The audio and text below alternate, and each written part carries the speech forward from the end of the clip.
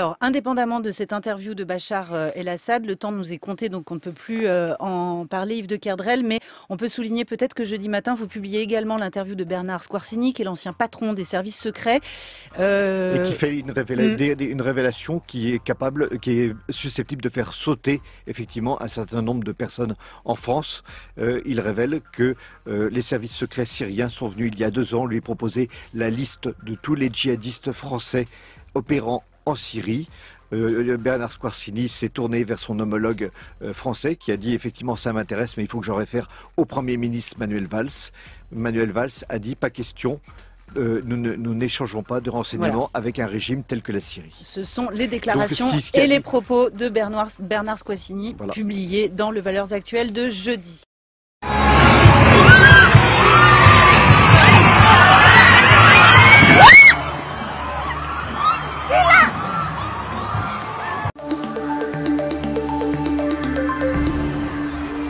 14 juillet 2016, à Nice, l'horreur, après la fête. Il est 22h45 quand un camion fonce sur la promenade des Anglais. Toute la soirée, des centaines de badauds, dont de très nombreuses familles, se sont réunis dans le centre-ville et sur le front de mer pour les festivités du 14 juillet. Des concerts ont été organisés ici, dans la vieille ville. Le feu d'artifice vient de s'achever quand un camion fait irruption sur la promenade des Anglais et fonce dans la foule. Le véhicule accélère et fauche les passants sur 1700 mètres. Jusqu'à la zone qui a été rendue piétonne pour les festivités. Le chauffeur tire sur 3 policiers à hauteur de l'hôtel Negresco, mais continue sa course. C'est là que le chauffeur est stoppé et abattu par 2 membres des forces de l'ordre. Des centaines de passants, affolés, fuient dans les rues adjacentes. Quelques minutes plus tard, la préfecture demande aux habitants de rester cloîtrés chez eux. À 23h20, elle met en place un important périmètre de sécurité autour de la place Masséna. Plusieurs bâtiments sont rapidement reconvertis en centre de secours d'urgence. La discothèque High Club est aménagée en hôpital de campagne. Même chose à l'hôtel Negresco. Un peu plus à l'est, le palais de la Méditerranée est transformé en PC de sécurité. Minuit 58, le plan blanc est déclenché dans les hôpitaux. Il permet, entre autres, l'ouverture de blocs opératoires et la réquisition immédiate des personnels médicaux. En visite à Avignon, le président de la République François Hollande décolle pour Paris, d'où il prend la parole. La France, elle est éplorée, elle est affligée, mais elle est forte. Et elle sera toujours plus forte, je vous l'assure, que les fanatiques qui veulent aujourd'hui la frapper. Le bilan, toujours provisoire, en fait l'un des attentats les plus meurtriers d'Europe. الو السلام عليكم. لا انا التصويره نتاعي مبارطاجها سور فيسبوك كوم كوا شو الاساسا تاع نيس. حبيت نقول لكم اللي اني توقعت مساكن في سوسه فهمني ما عندي حتى علم بالموضوع وبربي المره الجايه تبتوا خير ما تظلموا العباد على خاطر من قبل فهمني العباد تكلم فيها ساعات با سور فيسبوك حاصل وربي يهديكم وكاو ديجا الواحد نتاع منقلب تاع مساكن فهمني اليوم واحنا لو 15 juillet 2016 وربي يهدي وبرا. Un nouveau témoignage qui pourrait bien alimenter la polémique, celui de Sandra Bertin, une policière municipale. Le soir de la tuerie de Nice, elle est aux commandes de la vidéosurveillance. Devant les écrans, elle assiste impuissante à l'attentat. C'est elle qui donne l'alerte lorsque le camion fou s'engage sur la promenade des Anglais. Dans une interview accordée au journal du dimanche, cette fonctionnaire de police dénonce les pressions subies ces derniers jours.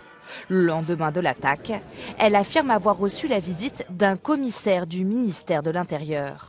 J'ai eu affaire à une personne pressée qui m'a demandé un compte-rendu signalant la présence de la police municipale, les barrières et de bien préciser que l'on voyait aussi la police nationale sur 2 points dans le dispositif de sécurité. Je lui ai répondu que je n'écrirais que ce que j'avais vu. Or, la police municipale était peut-être là, mais elle ne m'est pas apparue sur les vidéos. Selon Sandra Bertin, elle aurait ensuite été harcelée pendant plus d'1 heure par ce même fonctionnaire de la place Beauvau. On m'a ordonné de taper les positions spécifiques que je n'ai pas vues à l'écran. Puis quelques jours plus tard, on m'a demandé d'effacer les bandes des 6 caméras que j'ai mentionnées dans mon rapport, celles qui ont filmé la tuerie. Ce témoignage survient après les révélations du journal Libération sur le dispositif de police qui encadrait le feu d'artifice. Le quotidien affirme que, contrairement au discours tenu par le gouvernement, seule une voiture de police municipale barrait l'entrée de la promenade des Anglais. Bonjour François Asselineau, quelle est votre analyse de l'attentat de Nice ? Eh bien bonjour à toutes et à tous, nous sommes aujourd'hui le lundi 18 juillet 2016. L'affaire de Nice, qui s'est passée il y a 4 jours, est encore dans tous les esprits. Et le Bureau national de l'UPR a publié le lendemain des faits un très long communiqué qui a été très largement diffusé sur Internet et très largement approuvé, ce dont je me félicite. Au moment même où je parle, le bilan est encore provisoire. Il y a 84 tués et plus de 200 blessés, avec parmi les blessés plusieurs dizaines dont le pronostic vital est encore réservé. Bien entendu, c'est une abomination. Rien, jamais, nulle part, à aucune époque ne peut justifier de procéder à une telle tuerie de masse. Nous l'avons condamné avec la dernière énergie, comme d'ailleurs tout le monde, bien entendu. Rien ne peut justifier cela. Et il faut évidemment prendre des mesures qui essayent d'empêcher la réédition de ce genre de forfait. J'y reviendrai dans un instant.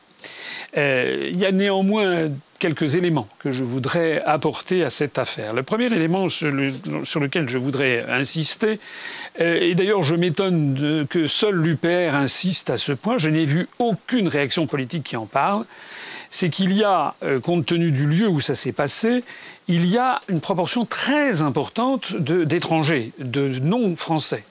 Au moment même où je parle, on sait qu'il y a au moins 34 personnes de nationalité étrangère parmi les tués, et il y en a encore un certain nombre dont on ne connaît pas la nationalité. Ça veut dire qu'il y aura, lorsque les comptes seront effectués, au moins 40% des personnes décédées qui sont de nationalité étrangère. Et parmi celles-là, on sait qu'il y a d'ores et déjà à peu près 16 personnes qui sont à coup sûr des musulmans. Il y a notamment 4 Kazakhstanais, 4 Algériens, plusieurs Tunisiens, des Marocains qui sont morts dans cette affaire. La première victime, d'ailleurs, est une mère de famille marocaine vivant en France qui avait 7 enfants et qui a été la première fauchée par le camion. Alors évidemment, c'est un décompte macabre sur lequel, normalement, il faudrait jeter un voile pudique. Mais compte tenu de la situation et compte tenu de la lecture extrêmement particulière visant à jeter de l'huile sur le feu de la société française, cette lecture qui est diffusée à satiété à la fois par le gouvernement et par tous les partis politiques, de l'extrême droite jusqu'à la gauche comprise, je trouve quand même qu'il eût été, et il est de la responsabilité du gouvernement et des responsables politiques, de calmer le jeu et d'insister sur le lourd tribut payé par les musulmans dans cette affaire. Il y a eu 16 musulmans qui sont morts dans cette affaire. Alors j'insiste là-dessus parce qu'on a de plus en plus l'impression, quand on voit les médias, et qu'il s'agit d'une guerre livrée d'un seul coup par des musulmans au monde occidental. C'est exactement présenté comme ça. Alors ça nécessite qu'on regarde ça d'un petit peu plus près. Bien sûr, je n'ignore pas qu'il y a dans le Coran des versets qui, si on les prend au pied de la lettre, incitent à la violence et à la tuerie dans le cadre de ce qu'on appelle le djihad.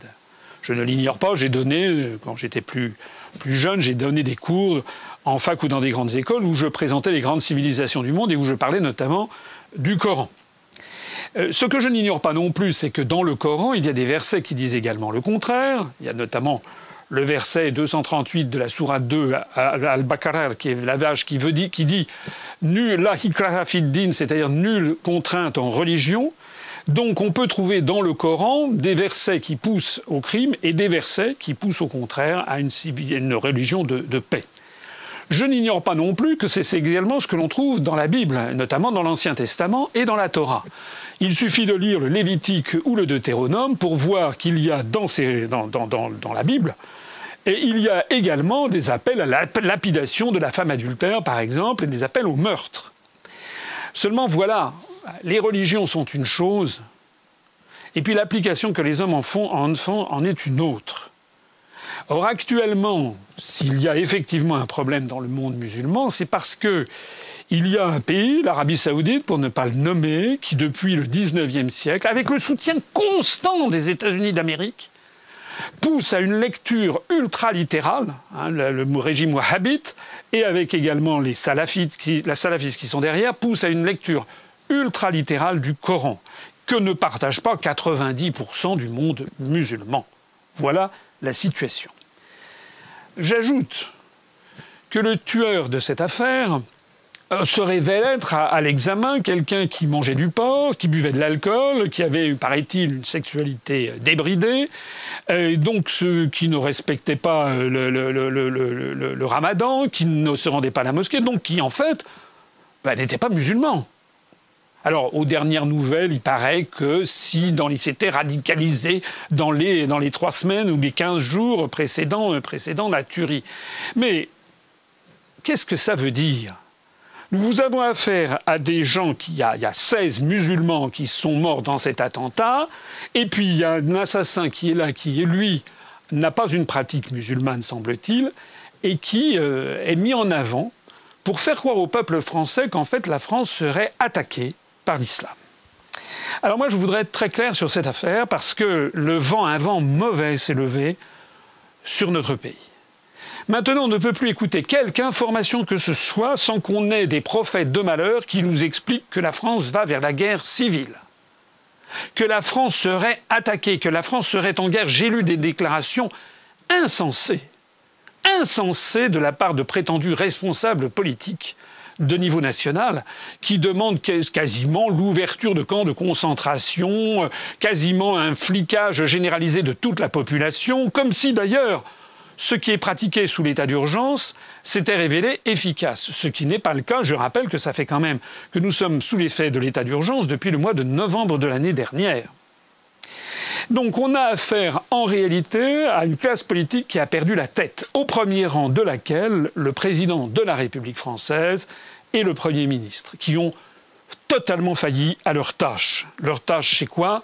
C'est d'abord d'assurer la sécurité des Français et de rassurer les Français et d'œuvrer à l'union nationale. Il faut dire à nos compatriotes de confession musulmane qu'ils sont français comme les autres, et comme les autres, ils doivent appliquer les lois de la République, ce qui est le cas de la grande majorité d'entre eux d'ailleurs. Il faut expliquer à nos compatriotes de confession musulmane, comme d'ailleurs à nos compatriotes de toutes les autres confessions, que la République française ne connaît pas le communautarisme, que la République française ne connaît que des citoyens. Il faut évidemment, en ces temps où la France est menacée, prendre des mesures autrement plus sérieuses que ce qui a été fait. On reste confondu par tant d'amateurisme. Quoi ? Voilà des milliers et des milliers de personnes qui étaient sur la promenade des Anglais, à Nice, et voilà qu'un quidam a réussi à se faufiler, si j'ose dire, avec un camion de 19 tonnes. Il n'y avait pas de chevaux de frise, il n'y avait pas de contrôle, il n'y avait pas des plombs en béton que l'on pouvait mettre pour sécuriser toute cette zone. L'affaire reste d'ailleurs extrêmement peu claire parce qu'on n'a toujours pas bien compris comment ce camion avait réussi à se faufiler jusqu'à cet endroit. Il y a forcément eu des failles énormes dans le système de sécurité, ce qui prouve d'ailleurs au passage que tous les effets d'annonce sur l'état d'urgence, sur ci et sur ça, ne pèsent rien face au poids des réalités. La réalité, eh bien, c'est que beaucoup de fonctionnaires sont surchargés d'activités, sont là, très fatigués de protéger les déplacements, notamment de ces excellences que sont le président de la République, le Premier ministre ou M. Macron, parce qu'à chaque fois que les ministres sortent, il faut des dizaines et des centaines parfois de policiers pour protéger leur auguste personne, alors que finalement à Nice, il y avait finalement moins de policiers pour peut-être 20 ou 30 000 personnes massées sur la promenade des Anglais. Mais maintenant, il y a quelque chose de beaucoup plus grave encore, qui est la présentation générale qui est faite de cette affaire. On présente cette affaire, je ne l'invente pas, d'ailleurs il suffit de lire, c'est ce que M. Sarkozy nous a dit. M. Sarkozy a dit « nous sommes en guerre ». Maintenant, plus jamais, rien ne sera comme avant. Il a même osé dire que de 2002 à 2011, du temps où il était aux affaires, c'est-à-dire au ministère de l'Intérieur ou à la présidence de la République, il n'y avait jamais eu le moindre attentat, ce qui est totalement faux. Il y a eu plusieurs attentats, un attentat contre l'ambassade d'Indonésie, attentat contre le préfet du Jura. En 2012, il n'y a eu rien moins que l'affaire Mohamed Merah, etc., etc. Mais nous avons donc des responsables politiques qui disent que nous sommes en guerre, que la France est attaquée. C'est également là ce qu'a développé, les idées développées par M. Hollande et par M. Valls. Alors moi, je voudrais dire, et je crois que je me fais le porte-parole de beaucoup de Français, qui a commencé à aller bombarder des populations qui ne demandaient rien? Comment se fait-il que la France n'était absolument pas la proie au terrorisme voici encore 10 ans et que désormais nous sommes devenus le pays en Europe qui subissons le plus d'actions terroristes? Si action terroriste, il est confirmé pour cette affaire de Nice, puisqu'il y a encore une ambiguïté pour savoir exactement quel était le personnage qui a commis ça et quelles étaient ses caractéristiques psychiatriques qui avaient l'air assez chargées. Il ne faut pas s'étonner que lorsque la France appartient à l'OTAN et à l'Union européenne, et que de ce fait nous nous alignons sur les États-Unis d'Amérique, nous nous alignons sur une politique agressive. Nous sommes un pays qui, et M. Sarkozy en sait quelque chose, puisque c'est M. Sarkozy qui, sans demander l'avis des Français, est allé bombarder la Libye, détruire le régime libyen, faire assassiner Kadhafi, avec comme beau résultat, je ne suis pas là pour défendre bien entendu, le régime de Kadhafi qui n'était pas forcément quelque chose de très démocratique, c'est un fait. Mais est-ce que le régime saoudien, est-ce que le régime du Qatar, est-ce que le régime du Bahreïn, qui sont des régimes qui sont tenus à bout de bras par l'Occident et avec lesquels d'ailleurs M. Sarkozy ou M. Hollande font leurs affaires quotidiennement, est-ce que ces régimes sont plus démocratiques que celui de Kadhafi? La réponse est non.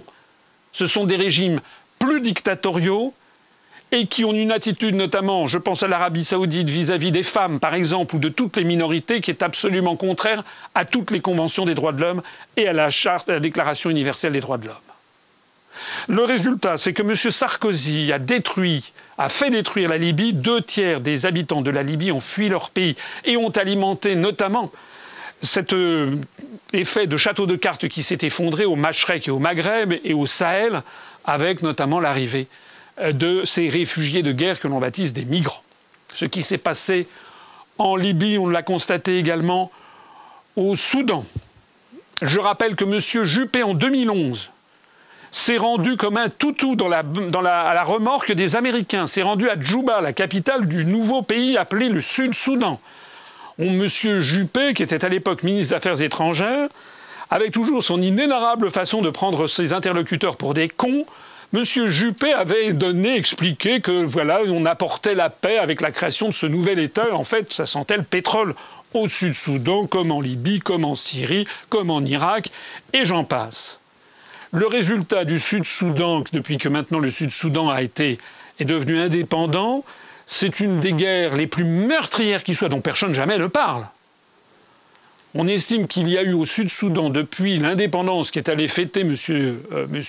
Juppé, on estime qu'il y a eu entre 50 et 300 000 morts. Et ça continue en ce moment même, avec des crimes contre l'humanité qui défient l'imagination. Je signale d'ailleurs au passage qu'il ne s'agit pas, en l'espèce, de populations musulmanes, mais de populations chrétiennes qui s'entretuent. Je signale également que l'Occident, dans la foulée des États-Unis d'Amérique, porte une responsabilité écrasante dans ce qui se passe en Syrie. Je rappelle que l'origine du problème syrien vient tout simplement du fait qu'il devait y avoir un pipeline qui devait relier le Qatar à la Turquie pour expédier du gaz vers l'Europe de l'Ouest et ainsi contourner l'approvisionnement russe.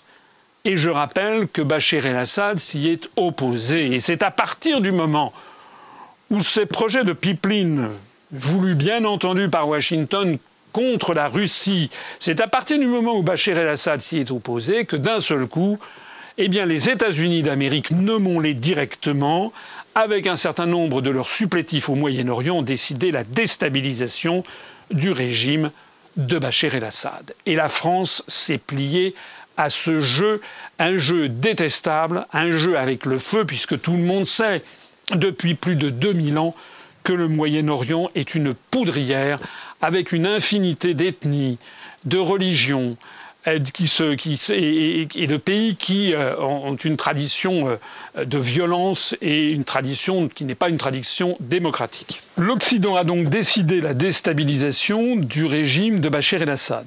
Tout le monde le sait. Et tout le monde sait également que, selon des manœuvres tortueuses venues des États-Unis d'Amérique, où on a des fins stratèges qui finissent par se prendre les pieds dans leurs propres intrigues, on va le voir tout à l'heure sur l'affaire de la Turquie, eh bien tout le monde sait que ce sont les États-Unis d'Amérique et leurs supplétifs qui ont commencé à avoir partie liée avec des mouvements terroristes. Tout le monde sait que M. Laurent Fabius, ministre des Affaires étrangères, avait dit que Bachar el-Assad ne méritait pas d'être sur la terre et qu'il avait dit que le Front al-Nosra, qui ensuite a été classifié officiellement parmi les mouvements terroristes, faisait du bon boulot. Allez demander, si vous connaissez des gens qui travaillent dans les services de renseignement français, allez leur demander ce qu'ils savent du trafic d'armes et du trafic d'argent dont a bénéficié le prétendu État islamique. Allez leur demander. Il est devenu désormais de notoriété publique que derrière le prétendu État islamique se cachent à la fois les États-Unis d'Amérique, l'Arabie saoudite, le Qatar et également la Turquie, qui a assuré notamment l'évacuation du pétrole vendu par Daesh sur les champs pétroliers, notamment du côté de Kirkouk. Ça a été d'ailleurs confirmé par un grand magazine bulgare qui s'appelle Troud, qui a expliqué il y a quelques semaines qu'une partie de l'essence qui était vendue en Bulgarie, pays membre de l'Union européenne, était livrée en provenance de l'État islamique via la Turquie. Et paraît-il que c'était le fils du président Erdogan qui avait participé dans toute cette affaire. En réalité donc, et ça de plus en plus de Français le savent, parce que grâce à Dieu, il y a maintenant Internet qui permet aux Français de se renseigner. Et c'est ça qui a fait que lorsque M. Valls s'est rendu à Nice, aujourd'hui même, le 18 juillet, il a été accueilli par des sifflets. Parlez autour de vous comme je le fais. Renseignez-vous, vous verrez que beaucoup de Français commencent à comprendre ce qui se passe. Ce qui se passe, c'est que la France a une responsabilité écrasante dans toutes ces opérations. Voilà ce qui se passe. Est-ce que M. Sarkozy, qui est le grand champion des États-Unis d'Amérique, M. Hollande, M. Valls, M. Juppé et tout le team qui ne jure matin, midi et soir et la nuit que par les États-Unis d'Amérique, est-ce qu'ils se sont rendus compte de la société qui nous est proposée par les États-Unis d'Amérique? Est-ce que vous avez regardé les séries, les films américains où ça tire dans le tas, tout le temps? Tout le temps, dans tous les films, on s'attire dans le tas. Tout le temps, c'est des sujets d'hyper-violence. Comment est-ce que vous pouvez imaginer un instant que tout ceci ne finit pas par percoler dans les esprits fragiles ou dans les esprits malades de gens qui sont par ailleurs des laissés pour compte? Alors voilà le constat que nous faisons. Et nous sommes les seuls à le faire. Parce que sur toute la scène politique française, c'est haro sur plus de mesures sécuritaires et haro sur plus de bombardements en Syrie. En gros, voilà, tout le monde dit à peu près ça. On va faire plus de mesures sécuritaires, comme si les mesures qui avaient été prises avaient eu quelque effet. C'est impossible. Un désespéré, un acte de terreur peut intervenir, il aura toujours 5 ou 6 coups d'avance.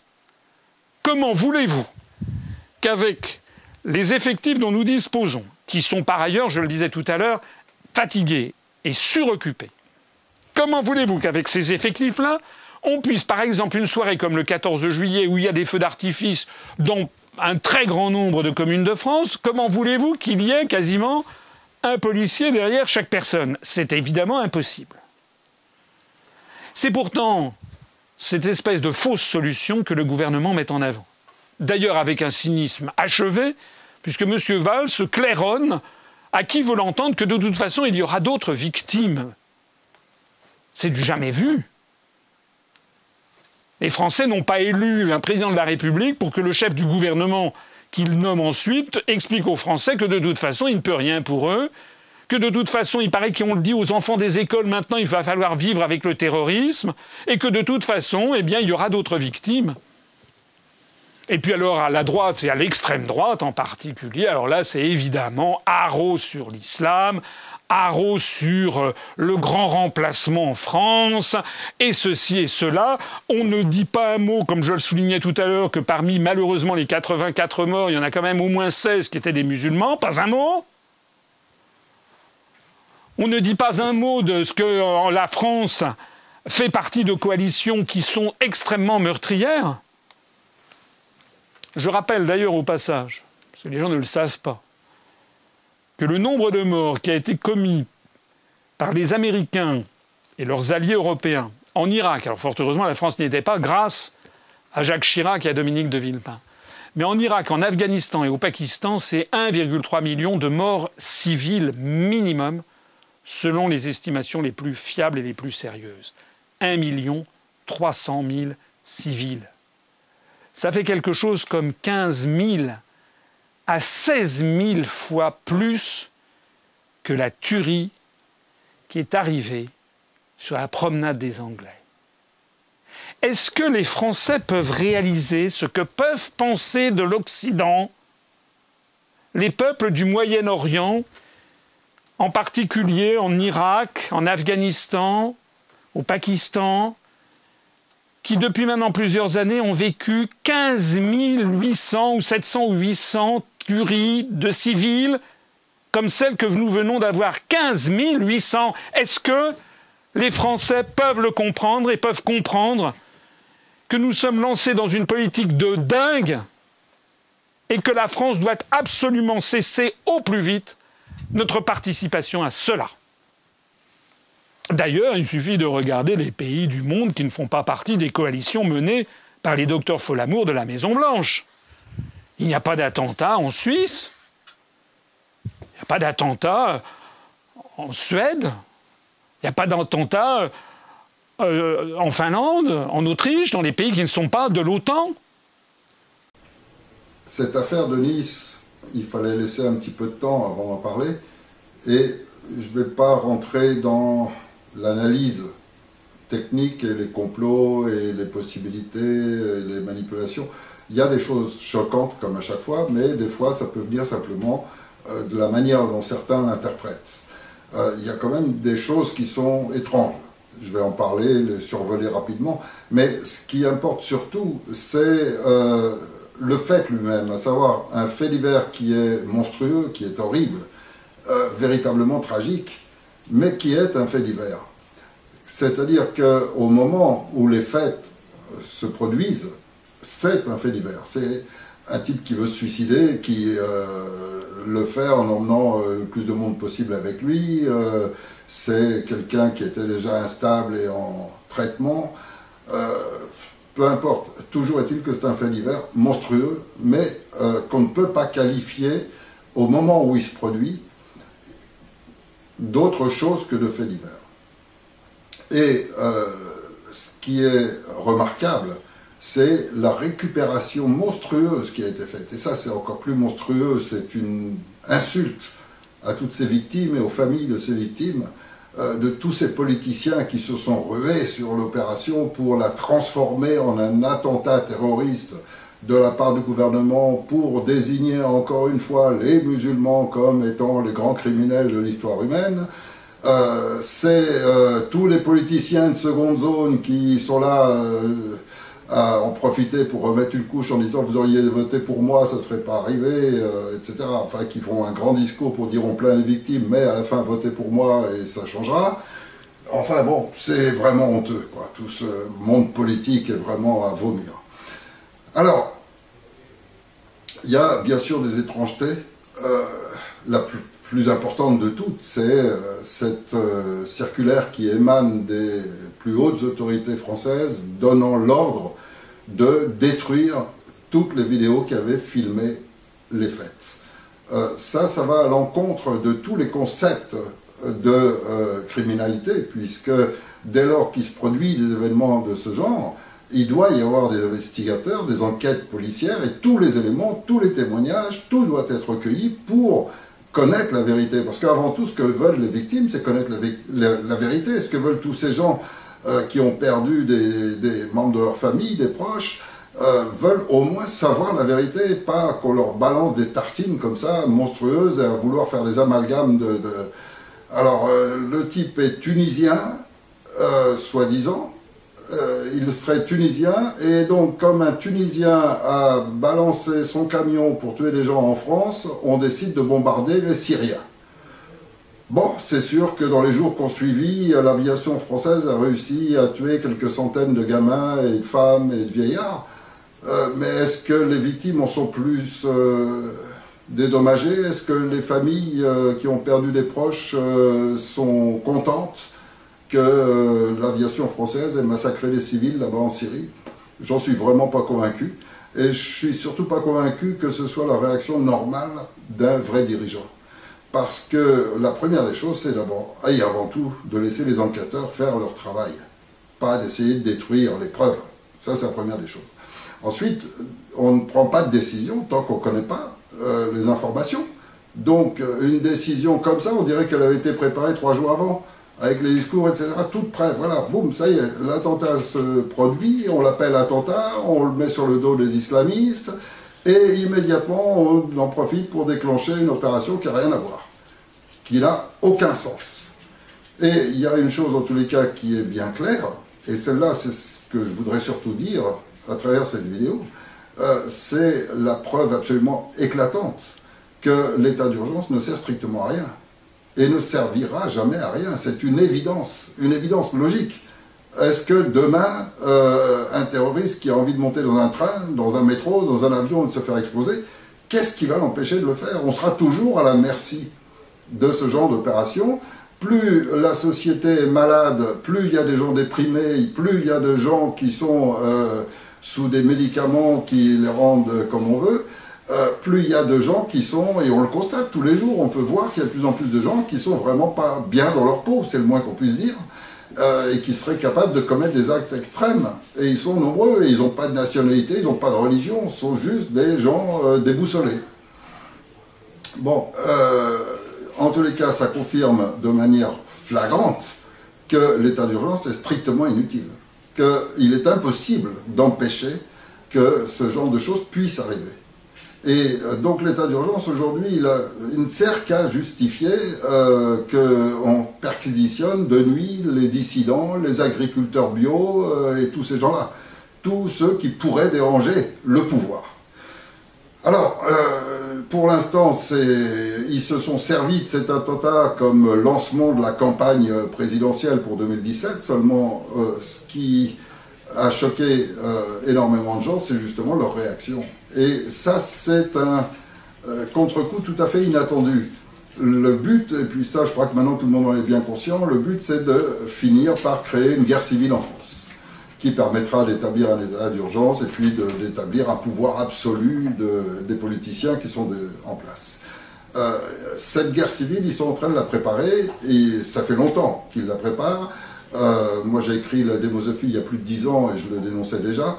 Et bon, c'est un schéma en marche, c'est bien visible et bien connu de tout le monde. Et il n'y a que les médias français qui font le silence absolu, mais c'est bien évident que c'est leur finalité, c'est ce qu'ils veulent. Et de se servir de cet attentat pour immédiatement désigner tous les gens au nom d'une religion, mais c'est complètement aberrant.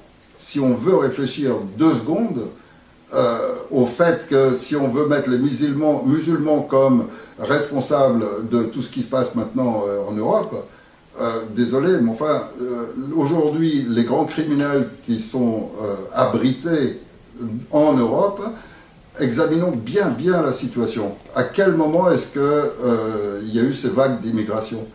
Est-ce que c'était pendant les premières années, quand Sarkozy a commencé à lancer les opérations pour financer, etc., et créer l'armée rebelle? Est-ce que c'est quand ils ont envoyé les instructeurs, les armes, etc., pour monter Al-Nosra, pour aider Daesh, etc.? Est-ce que tout ça, est-ce qu'à cette époque-là, il y avait toutes ces vagues d'immigration? Pas du tout. À quel moment ont commencé ces vagues d'émigration? Au moment où les Russes se sont opposés au plan français, anglais, américain, qui consistait à lever une armée rebelle qui était en fait de réunir tous les pires criminels, d'en faire des bandes et de bien les armer, bien les former, etc., pour essayer de renverser le pouvoir légitime.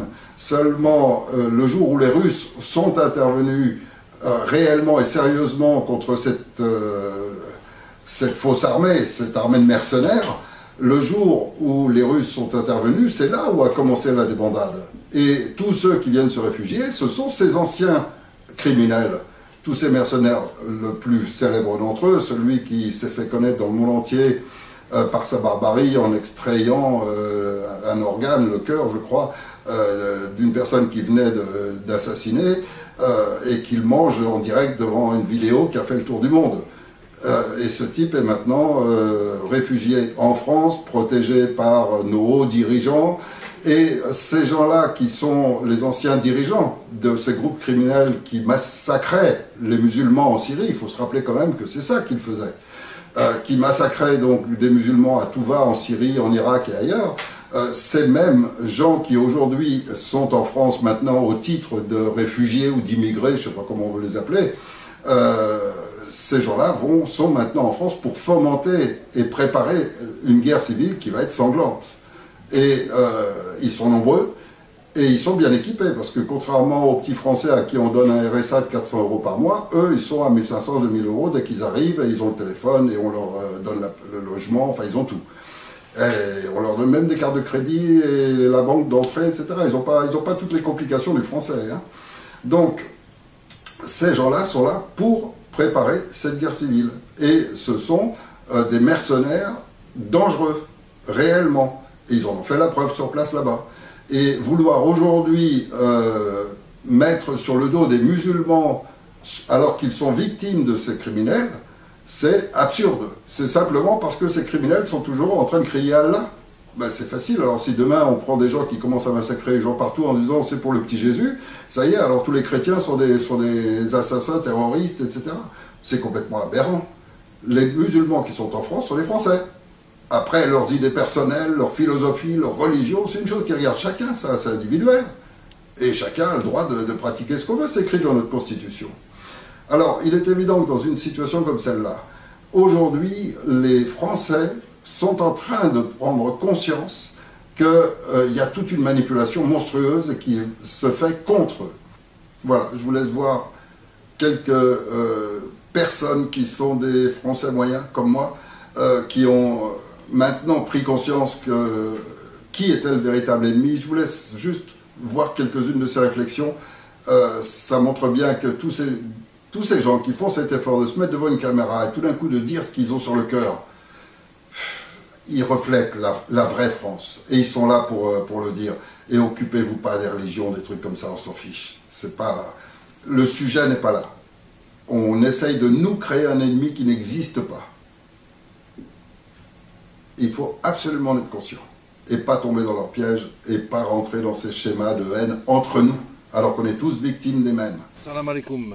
C'est une petite vidéo destinée principalement aux Niçois, mais évidemment, nous sommes une communauté unie, une république unie, une France unie, donc ça s'adresse à tous les Français, évidemment. Il y a quand même un problème avec ces histoires de vidéosurveillance.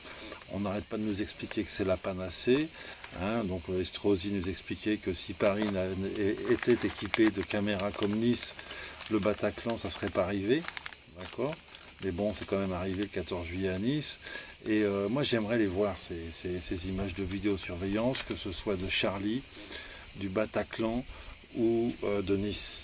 Hein, parce qu'on nous emmerde avec ces histoires de caméras vidéo et on n'en voit jamais la moindre image. Moi, j'aimerais avoir les images, ce sont mes images, hein, c'est mes impôts, c'est pas Estrosi qui a payé ça avec son argent de poche, ce sont mes impôts, ce sont les impôts des habitants de la ville de Nice, c'est leurs images. Donc il faudrait que les habitants de Nice et les Français en général réclament les images de la vidéosurveillance des attentats, hein, pour régler tous voilà, toutes les théories possibles et inimaginables. Priorité au direct, on écoute tout de suite la policière municipale qui accuse les services du ministère de l'Intérieur. Il m'a exposé, donc être envoyé par le cabinet du ministère de l'Intérieur. Là où ça a commencé à devenir problématique, c'est que quand j'ai eu cette personne au téléphone, elle m'a demandé d'effectuer une version modifiable. Donc évidemment, fait auquel je me suis opposée, attendu que si je signe un compte-rendu, ce n'est pas pour qu'il soit modifié par la suite. Donc à la suite de cela, j'ai eu affaire premièrement à un commissaire de police. Ce commissaire de police s'est fait relever par un commandant de police, donc à peu près au bout d'une demi-heure. Et donc les deux se sont échangés le téléphone avec lequel ils étaient en liaison avec la personne de laquelle émanait la requête. Et tout au long de la rédaction de mon rapport, j'ai été pressée, j'ai été harcelée, cette personne n'a eu de cesse d'appeler et les appels se sont intensifiés au fur et à mesure de l'avancée dans le temps. Lorsque j'ai terminé mon rapport, puisque je n'avais de cesse d'avoir des requêtes quant au fait qu'il fallait impérativement que la version soit modifiable,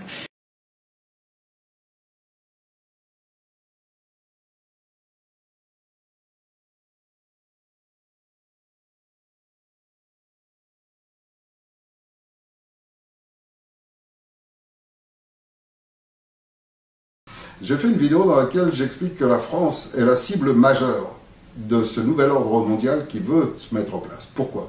Parce que la France est un symbole de la liberté. Dans le monde entier, quand on parle de la France, on parle du peuple de la Révolution, on parle de la Déclaration des droits de l'homme. C'est ce qui a fondé la France moderne. Et détruire la France, c'est détruire ce symbole de la liberté. Et pour eux, c'est essentiel. Donc, Sarkozy a commencé à bien démanteler la France, à nous faire perdre notre armée, notre souveraineté, etc., etc. Hollande continue encore mieux. Et le prochain en 2017, de toute façon, peu importe pour qui vous voterez, les postes clés sont réservés strictement aux francs-maçons de très haut niveau qui sont passés au Club Bilderberg. Et c'est le Club Bilderberg qui décide qui seront ministre de l'Intérieur, le ministre des Finances, enfin tous les postes clés qui contrôlent le pays. Et ça, il n'y a personne qui le décide. C'est décidé avant les élections, par le Club Bilderberg. C'est-à-dire par une organisation internationale qui contrôle les banques et les multinationales. Et c'est eux qui décident qui seront ces futurs responsables qui contrôleront la France. Et donc vous pouvez ensuite voter pour qui vous voulez, ils s'en foutent. De toute façon, ceux qui seront en place comme ministres, et que le président vous dira qu'il les a choisis, mais en fait ils sont déjà désignés bien à l'avance. Donc, ça, aujourd'hui, heureusement, maintenant, il commence à y avoir énormément de gens qui se rendent compte que l'ennemi, c'est pas le musulman, c'est notre gouvernement. Et les musulmans, les chrétiens, les juifs, on est tous dans le même bateau. Et il y a un mec qui est en train de saboter, de faire des trous dans la cale. Et il faut que tous ensemble, on colmate le trou et qu'on vire le mec. Voilà, c'est tout simple. Il faut que tous ensemble, on y arrive. Alors, il y a 3 ans de ça, quand je suis arrivé ici, la première chose que j'ai faite, ça a été de voir cette dissidence assez apathique et de me dire, il faut réveiller un petit peu tout ce monde-là. Et j'ai lancé un appel pour le 14 juillet qui a donné pas mal de résultats, puisque pour un inconnu qui fait un appel, on s'est retrouvé à plus de 10 000 à Paris ce jour-là, avec un tas de gens qui, tout d'un coup, ont trouvé qu'on pouvait être actif concrètement. Seulement, évidemment, on ne pourra pas bouger tout un peuple, parce que ces gens qui sont venus sont les gens qui vivent sur Internet, qui prennent leurs informations sur Internet, qui sont des chercheurs de vérité. Et non pas des gens qui boivent les paroles de la télé et qui prennent pour vrai ce qu'on leur raconte sur le petit écran. Donc, ces gens-là sont assez nombreux, mais 10 000, 15 000, 50 000 même, c'est rien à côté de 60 millions de personnes. Or, ce qui est inattendu dans ce fait qui est arrivé à Nice, c'est qu'au lieu que ça monte la population contre les musulmans comme ils le souhaitaient, même si quelques primaires tomberont dans le piège, la grande majorité se réveille contre ce gouvernement, en se rendant compte que cet état d'urgence est une véritable escroquerie, et de profiter de ce fait pour en remettre un en place, c'est honteux. Se rend compte que le véritable ennemi, c'est vraiment cette petite bande de malfrats qui a violé nos lois, violé notre constitution et qui est en place. Et pour les déloger, c'est extrêmement difficile. Je travaille depuis pas mal de temps maintenant avec plusieurs avocats. on fouille les textes, on cherche de partout. C'est extraordinaire le montage qu'ils ont fait à travers la République. La République est aujourd'hui un système qui est mené soi-disant par un bloc constitutionnel dans lequel tout se contredit. Donc vous avez un texte qui dit un président peut être nommé en France par le vote, etc., etc. Sa mission première est de maintenir intégralement le territoire. Il doit maintenir toute cette intégrité du territoire français. Que fait Hollande? Il a laissé la France être occupée par les Américains, puisque le 20 avril dernier, il a signé l'accord que les Américains allaient installer leur base en France, des bases militaires.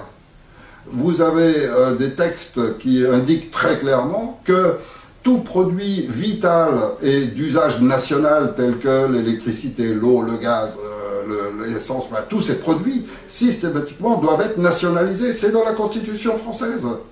Or, que fait Sarkozy depuis qu'il est arrivé, c'est tout mettre en vente à ses copains américains, et il va brader même notre Or de France, et il vend nos compagnies, etc.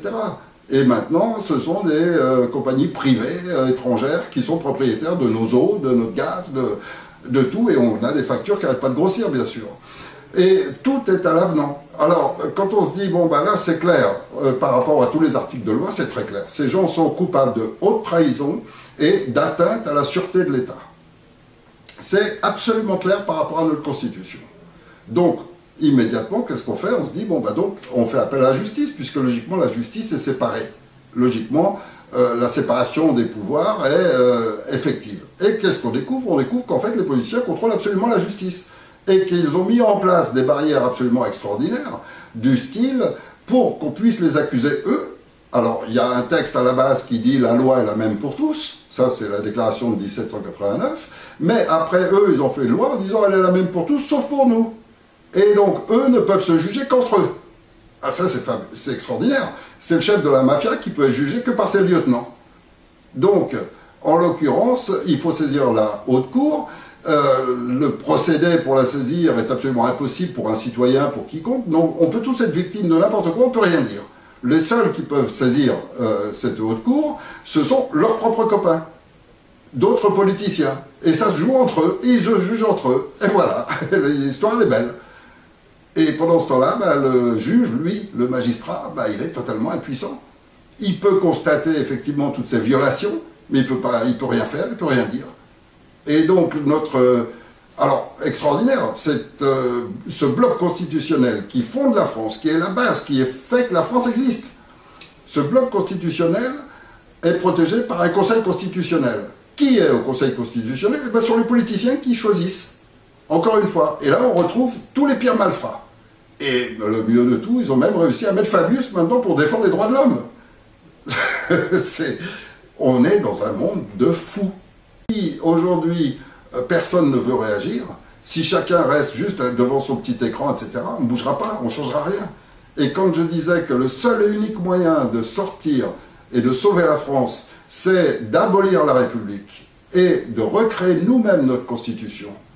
Et pour cela, on a créé un Conseil national de transition, on a fait vraiment un travail énorme durant ces 2 dernières années, pour avoir une structure internationale reconnue, pour que tous les Français aient un recours maintenant grâce à ce Conseil national, et qu'on puisse... Mais quels moyens on a concrètement de faire valoir le droit, de revendiquer la Déclaration des droits de l'homme et le bloc constitutionnel français?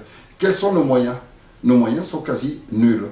Donc, lorsque, depuis des années maintenant, je dis que le seul et unique moyen, ce soit que les forces armées respectent le droit, et de notre côté, on a maintenant de plus en plus d'avocats, etc., qui entérinent complètement ce droit. C'est la loi française. Alors, il n'y a qu'un seul moyen, c'est que l'armée rejoigne le peuple de France, et que les gendarmes retrouvent leur place dans l'armée, et soient avec le peuple de France pour le protéger, et arrêter les malfrats qui sont clairement désignés. Sur le site du Conseil national de transition, avec un mandat d'arrêt, que comme il n'y a pas de cour de justice pour eux, puisqu'il n'y a ni la justice française qui a le droit de s'occuper d'eux, et c'est pas d'eux qu'on peut espérer qu'ils vont entre eux se condamner. Donc comme il n'y en a rien, il n'y a plus que la justice citoyenne. C'est le dernier unique recours, l'ultime recours, l'unique chance. C'est donc un tribunal citoyen en cours de constitution dans le Conseil national de transition qui peut émettre un ordre envers l'armée, envers la gendarmerie, d'assister et de protéger le peuple de France, comme c'est sa mission de le faire, de protéger le peuple et le territoire de France.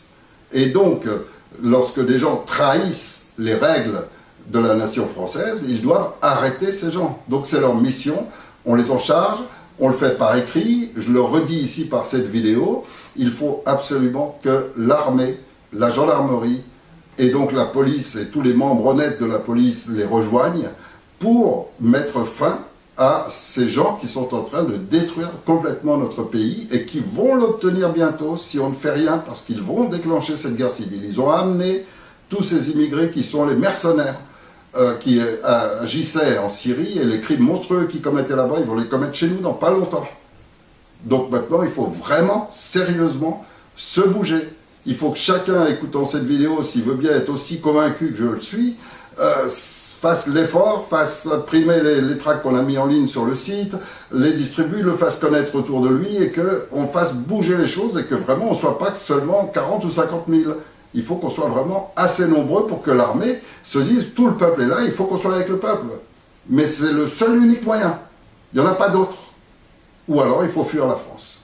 Le plus vite possible, vous avez un peu d'économie, un peu de moyens ou quoi, fuyez ce pays de toute urgence. Mais si vous restez ici, il faut bouger. Il n'y a pas d'autre choix.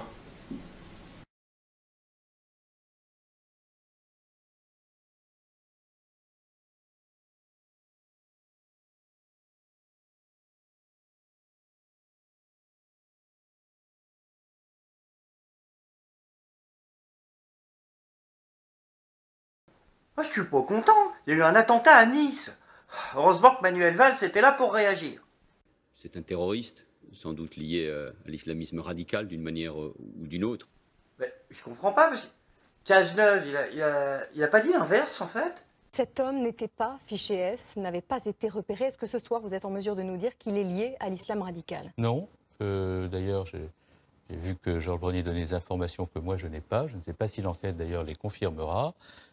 Nous avons un individu qui n'était pas du tout connu des services de renseignement pour des activités liées à l'islamisme radical. Il n'est pas fiché S.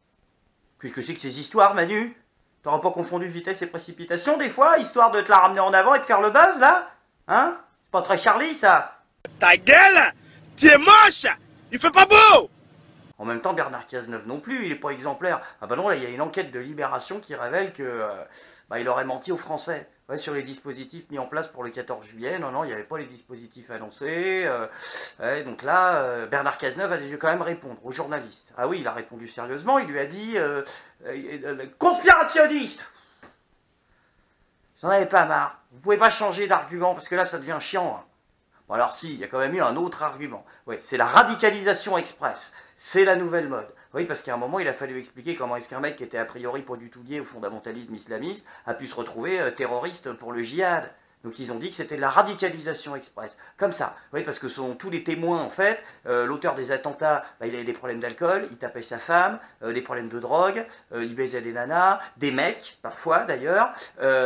Donc je veux bien qu'on dise ce qu'on veut. Hein. Je veux bien qu'on dise, oui, c'est pas du tout l'islam, les attentats ou quoi que ce soit. Mais pour être un terroriste musulman, faut quand même respecter 3-4 principes de l'islam. C'est-à-dire le mec qui était tous les week-ends dans les caves avec du bacon sur les mamelles, en train d'enculer des gars, tu vas pas me dire qu'il était musulman.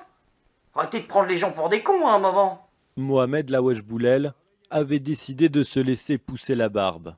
8 jours seulement, avant de tuer 84 personnes à Nice. La signification de cette barbe était religieuse. Pourtant, Mohamed Lawesh Boulel n'était pas connu pour ses liens avec la religion. Non pratiquant, il mangeait du porc, buvait de l'alcool, consommait de la drogue et avait une vie intime débridée. Bisexuel, son principal amant était un homme de 73 ans.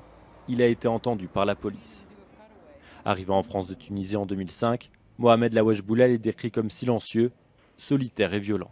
Mohamed Lawesh Boulel, qui, on le rappelle, était extrêmement violent, comme en a témoigné sa femme. Il battait régulièrement sa femme, même sa belle-mère. Et puis récemment, il avait été condamné à 6 mois de sursis pour avoir agressé un automobiliste à coups de palettes de bois. C'est quoi le concept de la radicalisation express en fait? C'est-à-dire ça t'arrive comme ça, t'avais rien prévu, t'es radicalisé. Allô, ouais Sergio, ouais c'est moi, ouais c'est Greg. Ouais, bah je vais te prendre comme d'hab, hein. Je vais te prendre 3 jambons là. Bacon, épaule... Ah bah non tiens, si, change, vas-y, ça me saoule. Mets-moi une Adriaca là, poulet champignon, ça change. Hein? Non mais j'ai rien contre le cochon, pourquoi tu m'en... Quoi, t'appelles la police? Mais arrête tes conneries Sergio, plus tu t'appelles Rachid en vrai, c'est complètement grotesque. Allô? Ah.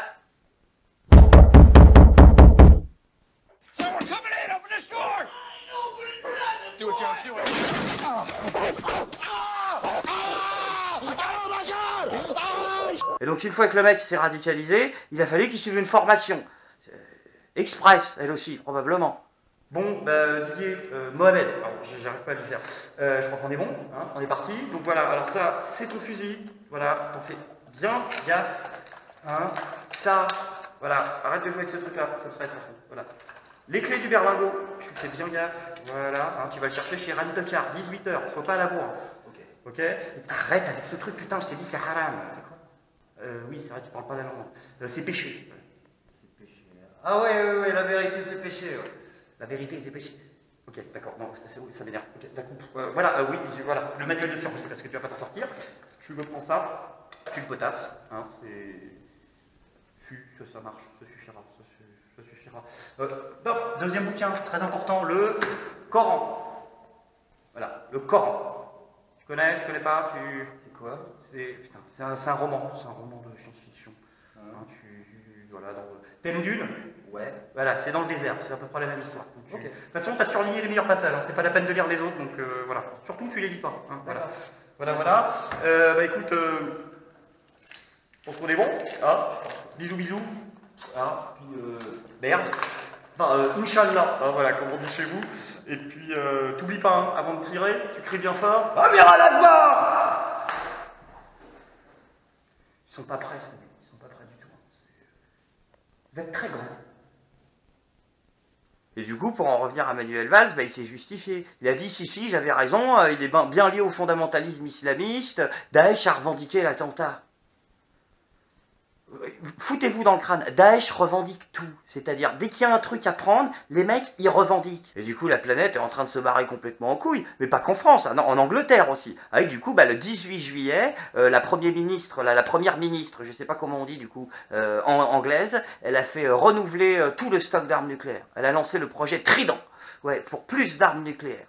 Oui, parce qu'ils ont déjà la capacité de détruire 8 fois la planète. Mais non, faut mieux être 10 fois, c'est plus sûr, 12 hein, 15, voilà, comme ça on est tranquille. Oui, parce que le djihadisme, ça explose pas bien, c'est comme le T-1000 en fait, ça se reconstitue. Donc, il faut bien bétonner à la base, hein, et au Moyen-Orient si possible.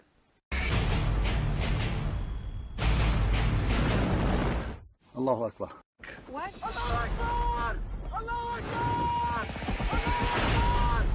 Bon après c'est vrai que les Anglais en ce moment ils perdent un peu la tête hein, de toute façon. Ah bah oui ils sont complètement fous, depuis le Brexit, ils ont complètement pété un câble. Ouais le Brexit.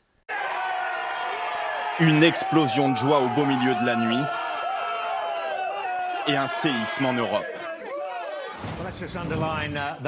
Le Royaume-Uni vote sa sortie de l'Union européenne. 51,9% pour, 48,1% contre. Les Britanniques viennent de tourner le dos à l'Europe. L'europhobe Nigel Farage jubile. Ah, ça a foutu un bordel. Du coup, les politiques, ils étaient pas contents. Hein. Ah, ils ont gueulé. Est-ce qu'en 1955, si vous aviez fait un référendum en France, est-ce que vous voulez vous réconcilier avec les Allemands? Vous aviez 70% des Français qui auraient dit non. On l'a fait contre l'état d'esprit et ceux qui ont fait cette réconciliation franco-allemande avaient raison contre les peuples. Bah oui, parce que le problème, c'est qu'il paraît qu'en démocratie, en fait, il y a des impératifs. Ouais, des trucs que t'as pas le droit de... Si, même si c'est la démocratie, c'est quand même impératif. C'est tu te tais. Je suis entièrement de votre avis, et ce débat aura au moins montré qu'il ne faut pas jouer avec le feu. M. Cameron a joué avec le feu, il a laissé entendre qu'après tout, ce serait pas si mal si on sortait, et puis après, il s'est rendu compte lui-même que ce serait une catastrophe pour la Grande-Bretagne, et la difficulté du vote en faveur de rester, c'est qu'il rester en Europe est défendu par des gens qui ont joué avec l'idée qu'il pourrait sortir, alors qu'il se rend compte maintenant que sortir c'est catastrophique. Et il faut maintenant, je pense que les opinions publiques européennes entendent cela et se rendent compte que sortir c'est catastrophique. C'est vrai que ça crée un sentiment étrange en termes démocratiques, c'est l'idée que quelque chose est irréversible. Si c'est irréversible, c'est pas démocratique, puisqu'on ne peut pas le remettre en cause par la démocratie. Eh bien oui, il y a des choses en démocratie qui sont irréversibles, ça s'appelle le progrès. La forme démocratique du gouvernement est irréversible, l'abandon de la peine de mort est irréversible. Il y a un certain nombre de choses qui sont des avancées irréversibles de l'espèce humaine. Et après tout, chaque fois qu'on réélit des dirigeants qui ne remettent pas cet acquis en cause, nous relégitimons cet acquis démocratiquement. Nous le relégitimons, nous le considérons comme nécessaire et comme quelque chose dont on peut être fier. Et les Européens peuvent être fiers de ces irréversibilités, et la construction européenne fait partie de ces irréversibilités nécessaires. Oh la vache, oh, elle t'a pas peur mon Jaco, hein. Mettre sur le même plan la démocratie, l'abolition de la peine de mort à la construction européenne, fallait oser. Puis tout le discours, oui, on est en démocratie, mais par contre, non, pas surtout. Hein, on décide d'une partie, voilà, on fait comme ça. Après, faut pas s'étonner qu'il y ait des complotistes. Hein. Je veux dire, limite dans la vidéo, tu sais, il va te le dire à un moment qu'il y a des complots. Nous avons deux problèmes, pas de défense et une zone euro qui ne fonctionne pas. Je pense que l'un est la solution de l'autre, c'est-à-dire qu'on peut compléter la zone euro. Ok, j'abandonne. Non, c'est bon, c'est fini. Vacances, je me tire. Rendez-vous en septembre. En même temps, il faut les comprendre, les politiques. Ils font que rapporter le malaise du peuple. Ah bah oui, les gens, oh là là, qu'est-ce qu'ils sont tristes depuis le Brexit.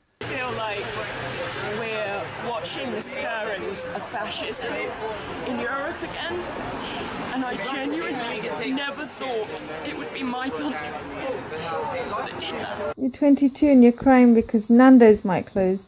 Why can I even move, Travis? Mon café Marquis Spencer, il va augmenter de 2 cents. Bah oui, connasse.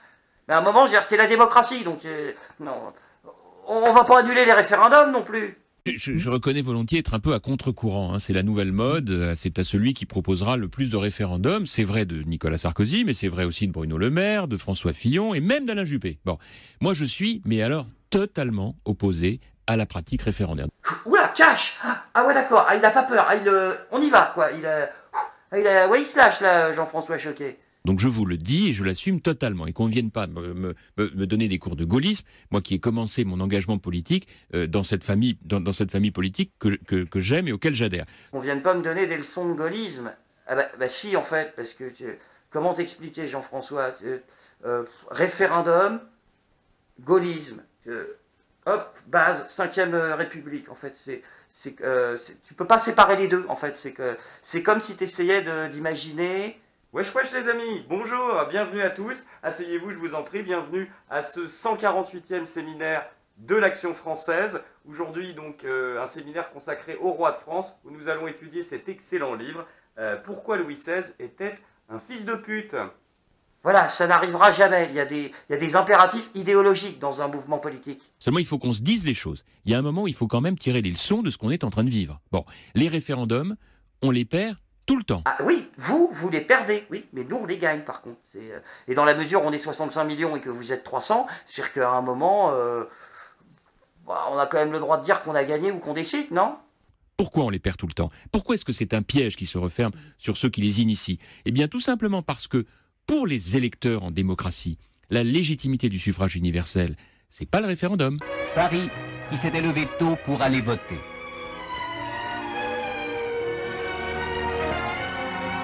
L'un de ses plus importants citoyens, le président René Coty, était venu à pied faire son devoir. Monsieur Jacques Soustel, ministre de l'Information, votait à Lyon. À Paris, Philippe Clay faisait mine de se poser encore des questions. Fernandel s'enfermait dans le secret à Marseille. Et Yves Montand votait par correspondance à Lyon. Tandis qu'à Louviers, M. Mendès France faisait son choix. Enfin, à Colombey-les-Deux-Églises, après son épouse, le général de Gaulle était lui aussi redevenu simple citoyen. Oh, coupe-moi cette merde! Dégueulasse ton extrait! Non, pas parce que l'image est en 4 tiers, non, mais allez, De Gaulle, Mendès France, là, Yves Montand, Fernandel, tous ces antidémocrates notoires qui vont voter un référendum, alors moi le fascisme ça me dégoûte. Tiens, remets-nous le cosplay d'Al Capone plutôt, ce sera mieux. C'est l'élection du chef d'État. Le chef de l'État, il est élu sur un projet qui est argumenté, qui est chiffré, qui est une feuille de route. Ouais, alors là ça se discute quand même, parce que projet argumenté, ouais, avec les pieds, hein, chiffré, faut réparer la calculette parce qu'elle est en panne là. Et c'est ça qui détermine en réalité la ligne politique. Le référendum, c'est quoi? C'est demander aux citoyens de répondre à une question. Selon l'air du temps, ils y répondent ou ils n'y répondent pas. D'accord, donc en fait ils sont cons les gens. Non mais très bien. Avec des vraies ou des fausses informations. Des fausses informations, hein? Qui émanent de qui? Qui nous ment H24? Non? T'as pas une idée? Vous savez par exemple en ce qui concerne le Brexit qu'au lendemain de la victoire du Brexit, la plus grosse consultation sur Google en Grande-Bretagne, ça a été la consultation qui concernait qu'est-ce que l'Union européenne. D'accord, donc je résume, le référendum n'est pas légitime à cause des Google Trends. C'est un concept. C'est-à-dire que tout d'un coup, on a réalisé en Grande-Bretagne que tous les populistes, les populistes de UKIP, qui est l'équivalent du Front National chez nous. UKIP équivalent du FN? Attends, il disait quoi déjà UKIP sur le FN? The French National Front and us come from completely different political traditions and backgrounds. Our view is whatever Marine Le Pen is trying to do with the Front National, anti-Semitism is still embedded deeply in that party, and for that principled political reason, we're not going to work with them now or at any point in the future. Donc le référendum, c'est le piège. Et moi, je vous le dis, je m'y opposerai avec la plus grande force, et je pense que mes amis qui aujourd'hui, au sein de notre famille politique, proposent que leur projet pour la présidentielle se fasse avec des référendums, font une énorme erreur, et je bataillerai de toutes mes forces pour convaincre que la seule solution, c'est le gouvernement par ordonnance. Par quoi? Le petit mot de la fin là, par ordonnance. Ouais, parce que la vidéo elle coupe là, hein, juste après, c'est hop là. Ah ouais, le petit truc qui nous glisse, dis donc. Ah ouais, c'est d'accord, gouvernement par ordonnance. Donc pour tous ceux qui voulaient voter pour Jean-François Choquet pour la primaire de l'UMP, je vous résume le principe. Au niveau article 1, démocratie. Donc référendum, t'oublies. On vote les lois par ordonnance et pendant l'été aussi, si possible. Voilà. Et donc mon idée, elle est très simple. Elle consiste à dire, si je gagne la primaire à la fin du mois de novembre, je proposerai à ce moment-là que les 15 grandes décisions qu'il faut prendre pour débloquer le pays, parce qu'il y en a 15, il n'y en a pas 110, il n'y en a pas 2 non plus, il y en a 15, les 35 heures, le code du travail, les problèmes de communautarisme religieux, etc. Sur ces 15 décisions, on fonctionne comme l'avait fait De Gaulle en 58 par ordonnance. On rédige des ordonnances avec les Français, et la force des ordonnances par rapport à une loi classique qui dure 18 mois et qui permet à tous les bêta-bloquants de faire des manifs, c'est que si je suis président de la République au mois de mai, les députés font campagne sur ce texte, sur ces 15 textes, le 2 juillet, c'est présenté à l'Assemblée, et dans les 40 jours qui suivent, c'est-à-dire avant la fin des congés d'été, eh bien, les 15 ordonnances deviennent décisions applicables. Et ça change tout. Mais non. Parce que ça veut dire qu'à ce moment-là, eh ben, on est plus dans l'idée d'inviter les Français à travailler et à participer à leur application que à savoir s'ils la veulent ou s'ils la veulent pas. Mais ça change quoi, monsieur Copé? Les ordonnances, ça vous prémunit contre le Parlement, ça vous prémunit pas contre la rue? Vous pensez que vous n'aurez pas les gens dans la rue? Juillet-août. C'est-à-dire que vous profitez des gens qui sont en vacances vous avez pour faire passer vos ordonnances, c'est ça? Vous avez déjà vu des grèves générales le 15 juillet, vous? Ah ben c'est ça, donc vous profitez des vacances pour faire passer vos lois. Mais c'est bien ça, j'ai bien compris. Mais vous avez bien compris.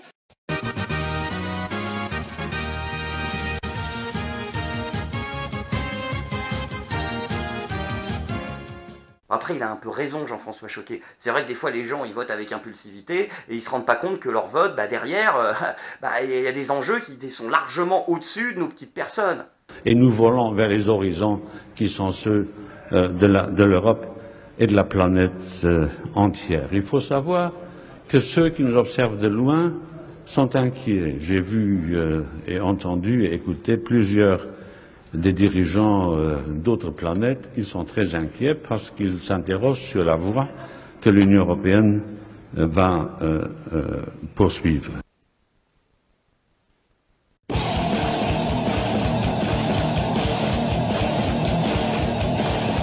Donc attends, juste pour résumer, on est bien d'accord que le président de l'amicale des reptiliens, là, ouais, c'est accessoirement le mec qui dirige l'Europe, pour lequel personne n'a voté, d'accord, et qui a plus de pouvoir que les chefs d'État. D'accord, super, ok. Non, comme ça, c'est carré, on le sait. On est dans la merde. Ils savent même plus quelle raison inventer pour rendre un référendum illégitime. Non mais je veux dire, soyez bons joueurs, vous avez joué, vous avez perdu, c'est tout. En plus, vous avez les médias de votre côté. À BFM TV, ils l'ont avoué, hein, ils ont dit « Ah, nous manipulons l'opinion. » Oui, bien sûr. Nous, médias comme vous, élus, on n'arrive pas à faire passer visiblement cette idée que l'Europe apporte quelque chose. Alors concrètement, qu'est-ce qu'il faut changer? Il y a un vrai mea culpa à avoir. Mais pourquoi ça n'a pas marché aussi, hein? Après, vous vous étonnez qu'il y ait des complotistes. Donc du coup, Manuel Valls, là, il a du boulot. Ah oui, il faut reconstruire l'Europe et tout. Donc là, il était avec le Premier ministre suédois. Ouais, il a dit pour une Europe forte et solidaire. Solidaire entre qui? Parce que c'est entre vous. Ah mais c'est entre vous que vous êtes. En fait, d'accord, ok. En fait, on se comprend pas depuis le départ. C'est-à-dire que c'est une question de mots. En fait, ce qu'il faut que tu comprennes, Manuel Valls, c'est que les Français, par exemple, ce qu'il faut retenir, c'est qu'en ce moment, ils ont besoin d'un État. D'urgence, et pas d'un état d'urgence. Ok, en fait on s'était pas capté depuis le départ, ils voulaient juste nous faire plaisir, ils savaient pas comment faire. Et comment vous appelez un pays qui a comme président un militaire avec les pleins pouvoirs, une police secrète, une seule chaîne de télévision et dont toute l'information est contrôlée par l'État? J'appelle ça la France, mademoiselle. Et pendant que Manuel Valls il faisait le kéké en Suède, il y a Emmanuel Macron, lui il tente toujours de se refaire une image, Emmanuel Macron, ouais c'est son grand truc, il veut une image. Donc là il a décoré récemment Malika Le Moal. Ouais, c'était pour la fête de la musique, tout ça, parce que en ce moment, il décore tous les artistes et tout. Et elle a réagi comment, d'ailleurs, Malika Le Moal? Elle n'a pas réagi. Elle n'en a pas parlé. Elle se cache. Oh, merde, elle a honte. Oh, non, franchement, Macron, il faut que tu arrêtes d'essayer de décorer les gens. Les gens ne veulent pas de tes décorations. Là, à mon avis, là, à Noël, je suis pas sûr que ton sapin, il se laisse décorer par toi. À mon avis, tu vas te prendre un coup de branche. Donc voilà Macron en fait, c'est pas que les gens ne t'aiment pas, c'est qu'ils ne te respectent plus. Il faut qu'une négociation s'achève, elle s'achève sur un compromis. Ça s'est toujours passé comme... Mais non, mais madame, c'est démocratique. Non mais on se parle... Démocratique. Non mais le 49.3, oui, c'est prévu par la Constitution de la République et ça doit être le 85e qui a été fait par le gouvernement. Mais madame, je vous parle en respect, je ne suis pas dans la dérision quand vous me parlez des choses, je vous respecte. On se respecte, c'est ça la démocratie. Mais ça c'est un problème. Bon après la bonne nouvelle c'est que contrairement à la finale de l'Euro, la fête de la musique ils l'ont pas ratée. Ah non c'était beau à l'Elysée. Ah ouais il y avait du joli monde. Sirius Plain, Rokia Traoré, Manu Katché. Attends. Ah d'accord. Je vois Manu. Belle image. Belle image de Matignon. Tu nous mettrais pas quelques whites, quelques blancos? Comment ça va? Ça va bien? Ouais. Une belle image. Belle image de la ville d'Evry. On me met quelques blancs. Non, quelques blancs, quelques white, quelques blancos. Bon, après, la bonne nouvelle, c'est que malgré l'état d'urgence, la vie continue. On a quand même réussi à avoir une bonne fête de la musique, un bon euro. Et quoi? La manif de la CGT? Non, elle a été annulée, elle. Ah bah bien sûr, t'es fou ou quoi? Risque d'attentat terroriste, enfin. C'est bien sûr. Ah, c'est marqué dans le Coran. Sourate 49, ouais, verset 3. Ouais, 49.3, c'est celle-là. C'est marqué. Tu ne tueras ni les femmes, ni les enfants, ni les gens qui écoutent de la musique, ni les joueurs de foot. Voilà.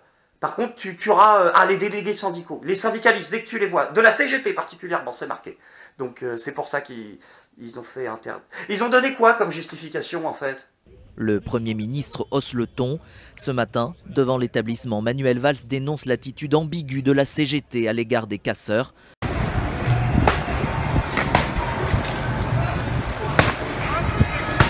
L'hôpital Necker, je rappelle, un hôpital pour enfants malades, qui est la cible de casseurs. C'est l'hôpital de gauche.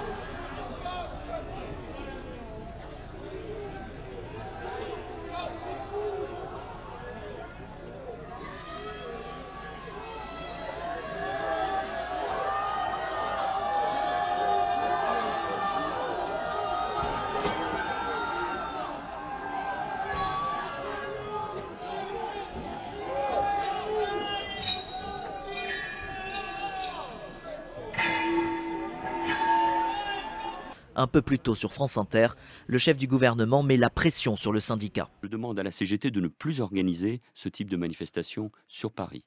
Et au cas par cas, car vous savez, on ne peut pas prononcer une interdiction générale, nous prendrons, nous, nos responsabilités. Dans la foulée, au Conseil des ministres, François Hollande va plus loin dans la menace. Les manifestations seront interdites si les biens et les personnes sont menacés. Bah, c'est bizarre, parce qu'il n'y a pas longtemps, François Hollande, il nous disait que...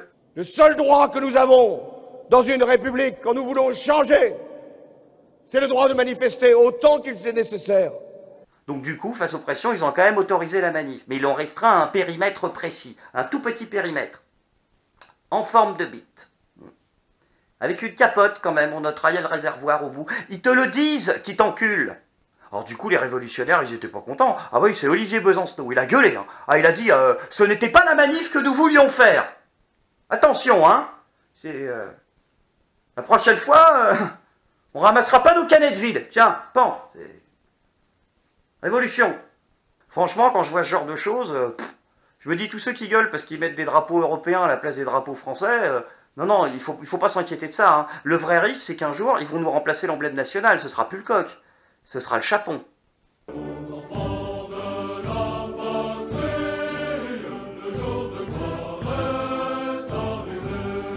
Pour en revenir à Bernard Cazeneuve, là aussi, il a déconné. Oui, il a déconné. Il s'est excusé Ah non, pas pour les attentats à 10. Non, d'avoir autorisé la manifestation de la CGT. Il a dit que c'était de sa faute. Il l'a dit, ouais. Je suis désolé d'avoir laissé l'expression démocratique se dérouler dans une manif dans laquelle il n'y a pas eu de débordement. Je suis désolé. Si c'était à refaire, je le referais pas. Plus jamais. Donc du coup, là non plus, je suppose qu'il n'a pas démissionné. Hein, voilà, normal. Après, c'est vrai, je peux comprendre qu'une démission de Bernard Cazeneuve, ce sera encore un chamboulement au sein des forces de police qui sont particulièrement débordées et qui ont autre chose à faire. Hein, je veux dire, en plus, ils sont efficaces en ce moment. À Paris, ouais, ils sont sur une enquête en ce moment. Un cadavre lesté repêché dans la Seine. Un corps a été retrouvé dans la Seine aujourd'hui par la brigade fluviale au niveau du Pont-Neuf à Paris. La police judiciaire a ouvert une enquête, ouais, j'espère bien. Le corps de la victime était lesté d'un sac de pierre au pied. Putain, ça pue le truc, c'est comme le béton. Les mains liées, ouais, d'accord. Et la tête dans un sac. Ouais, la victime était un homme âgé d'une 40aine d'années. La thèse du suicide reste privilégiée. C'est marrant, la police de Bernard Cazeneuve, des fois on dirait vraiment un sketch des Inconnus. Hein. Et pour en revenir aux politiques, le pire, c'est qu'ils se rendent même pas compte que les Français les détestent. Ouais, c'est Michel Sapin, il a dit à la radio, il a dit non, il n'y a aucune animosité envers François Hollande, les gens l'aiment bien. Je me promène en France où quand le président de la République lui-même est en contact, je l'ai accompagné encore il n'y a pas longtemps. Il peut y avoir des gens, je sais pas quoi, sur le mariage pour tous qui viennent protester de manière très virulente. Bien, ils ont une opinion, respectons cette opinion. La majorité des Français a une opinion différente. Mais je ne vois pas de virulence, je ne vois pas de haine vis-à-vis ni de la personne, ni de l'équipe. Non, ça ne fait pas de photos. Ah bah comme vous voulez, c'est pas le problème. Non, on vous voit déjà assez à la télé. Ah, je sais pas qui vous êtes, madame. Mais alors, bravo, merci, vous donnez du sourire à des millions de gens. Après, pour défendre François Hollande, lui au moins il a le courage d'aller à la télé pour défendre son bilan merdique, contrairement à certains autres. Oui, comme le rapporteur PS de la loi travail. À lui, il est pour la démocratie, mais uniquement si on est d'accord avec lui. Sinon, il se casse, lui. Il répond même plus aux questions. Je crois que ce désaccord, je vous le dis sincèrement, il restera présent jusqu'au bout et que la loi sera adoptée dans ces conditions. Donc elle passera en force. Ce que je note quand même. Et la démocratie, qu'est-ce que vous en faites, la démocratie, M. Carré? La démocratie, elle est parfaitement Qu'est-ce que vous en faites? Alors que la majorité des Français sont opposés, que la majorité des organisations syndicales sont opposées. L'abrogation de la peine de mort, l'abrogation de la peine de mort, monsieur, elle était minoritaire. Ce que vous faites, c'est une honte pour les valeurs de la gauche. Il ne fallait pas abroger la peine de mort? Il fallait pas abroger la peine de mort. Ça, c'est un argument qui tient pas. Comment ça, c'est pas un argument? Vous pouvez très bien avoir un certain nombre de lois qui sont minoritaires dans l'opinion, mais je vous mets en garde contre ces arguments-là, parce que c'est des arguments purement populistes. Un populiste. Populiste. Le gouvernement, le président de la République, d'un député qui se dit socialiste, qui a oublié toutes les valeurs de la gauche. D'abord, j'ai pas de leçons à recevoir de vous. Je suis socialiste. Je suis de gauche. Je n'ai pas de leçons à recevoir. Vous aussi. J'aurais honte à votre place. Je propose de regarder justement. De démolir tout ce que vous êtes en train de démolir. C'est une honte. Mais c'est vous qui démolissez la gauche. C'est vous qui démolissez la gauche. Vous aurez la droite, vous aurez le Front National. Voilà ce que vous aurez. Et vous verrez ce que ce sera. Et vous verrez ce que ce sera. C'est vous qui démolissez la gauche. C'est vous le fossoyeur de la gauche. Quelle honte ce que vous faites. C'est vous le fossoyeur de la gauche. Quelle honte ce que vous faites. Abandonnez toutes les valeurs de la gauche comme vous le faites depuis 2012. Moi, je me tire. Non, Rage Christophe Carrèche. Arrêtez. Non, mais Christophe Carrèche, revenez sur notre plateau. Sérieusement, Christophe Carrèche. Je sais pas les gars, vous pourriez pas être honnête et dire désolé, nous ne maîtrisons pas totalement le sujet. Voilà pourquoi nous avons d'ailleurs des conseillers, des assistants et des secrétaires d'État qui sont là pour nous aider parce qu'on peut pas tout savoir. Je veux dire, il y a des politiques quand ils savent pas ou quand ils sont pas calés sur un sujet, ils le disent. Et étant par tempérament quelqu'un qui ne s'exprime sur les choses que dès lors qu'il les maîtrise, je prendrai le temps de les maîtriser. C'est la raison pour laquelle je vous demande de ne pas me poser de questions ce matin trop précises sur le taux de TVA des cravates. Non, non, non, je ne vous le demanderai pas.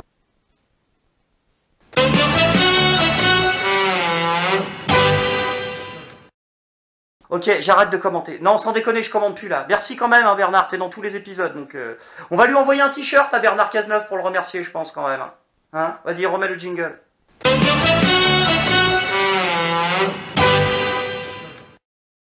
Franchement, quand je vois cette situation, je me demande comment on va s'en sortir.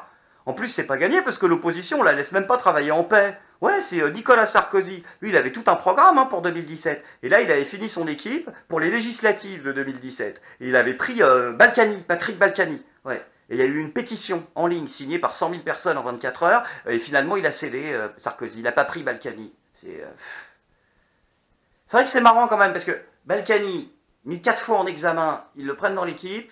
Benzema, une seule mise en examen, ils ne le prennent pas dans l'équipe. C'est bizarre de vivre dans un pays où l'exigence éthique est moins grande dans la politique que dans le football.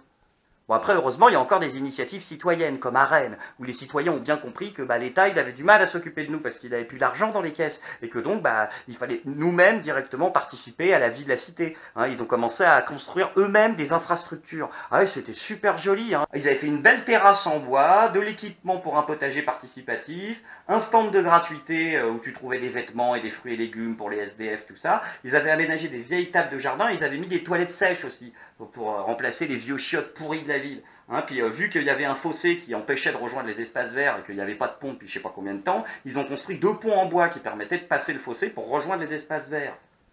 Et le plus beau dans l'histoire, c'est que non seulement tout ça, ça a été mis en place par les habitants du quartier de Saint-Martin, mais pas seulement. Il y a plein de gens qui sont venus de l'extérieur pour les aider bénévolement. Et ça, franchement, c'est une super initiative auquel le gouvernement a répondu. Distribuez les pains, reculez. Ça va le finir. C'est mon Jésus, là, je vais distribuer les pains. Allez, cassez-vous. Reculez, là, cassez-vous. Là, les deux rentrent, tu vas en prendre. Casse-toi. D'abord, la gorge, casse-toi. Casse-toi, je t'ai dit. Tu vas te calmer.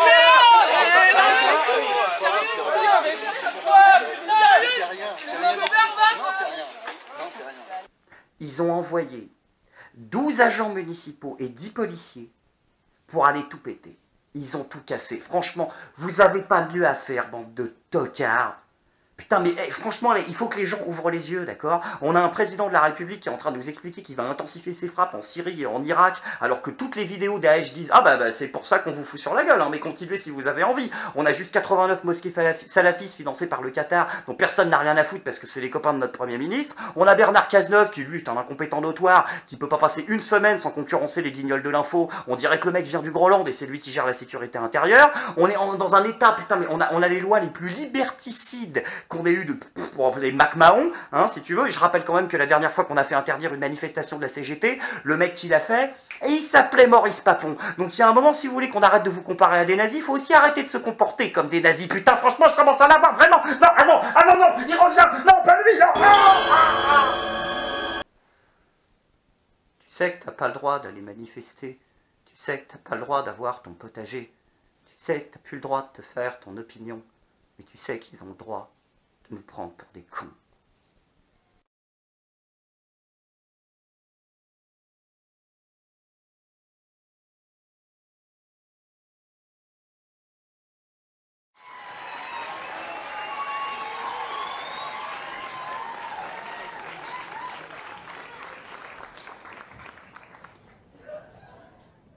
I start from the supposition that the world is topsy-turvy, that things are all wrong, that the wrong people are in jail and the wrong people are out of jail, that the wrong people are in power and the wrong people are out of power, that the wealth is distributed in this country and the world in such a way as not simply to require small reform, but to require a drastic reallocation of wealth. I start from the supposition that we don't have to say too much about this because all we have to do is think about the state of the world today and realize that things are all upside down. Now, if you don't think, if you just listen to TV and read scholarly things, you actually begin to think that things are not so bad, or that just little things are wrong. But you have to get a little detached and then come back and look at the world, and you are horrified. So we have to start from that supposition that things are really topsy-turvy. And our topic is topsy-turvy, civil disobedience. Now, as soon as you say the topic is civil disobedience, you're saying our problem is civil disobedience. That is not our problem. Our problem is civil obedience.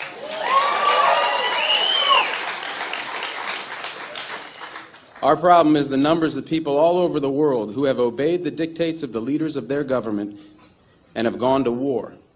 And millions have been killed because of this obedience. We recognize this for Nazi Germany. We know that the problem there was obedience, that the people obeyed Hitler. People obeyed. That was wrong. They should have challenged, and they should have resisted. And if we were only there, we would have showed them. Even in Stalin's Russia, we can understand that. People are obedient. All these herd-like people. Remember those bad old days when people were exploited by feudalism? Everything was terrible in the Middle Ages. But now we have Western civilization, the rule of law. The rule of law has regularized and maximized the injustice that existed before the rule of law. That is what the rule of law has done. When in all the nations of the world, the rule of law is the darling of the leaders and the plague of the people, we ought to begin to recognize this. We have to transcend these national boundaries in our thinking. Nixon and Brezhnev have much more in common with one another than we have with Nixon. J. Edgar Hoover has far more in common with the head of the Soviet secret police than he has with us. It's the international dedication to law and order that binds the leaders of all countries in a comradely bond. That's why we're always so surprised when they get together. They smile, they shake hands, they smoke cigars. They really like one another, no matter what they say. What we are trying to do, I assume, is really to get back to the principles and aims and spirit of the Declaration of Independence. This spirit is resistance to illegitimate authority and to forces that deprive people of their life and liberty and right to pursue happiness. And therefore, under these conditions, it urges the right to alter or abolish their current form of government, and the stress had been on abolish. But to establish the principles of the Declaration of Independence, we're going to need to go outside the law, to stop obeying the laws that demand killing or that allocate wealth the way it's been done, or that put people in jail for petty technical offenses and keep other people out of jail for enormous crimes.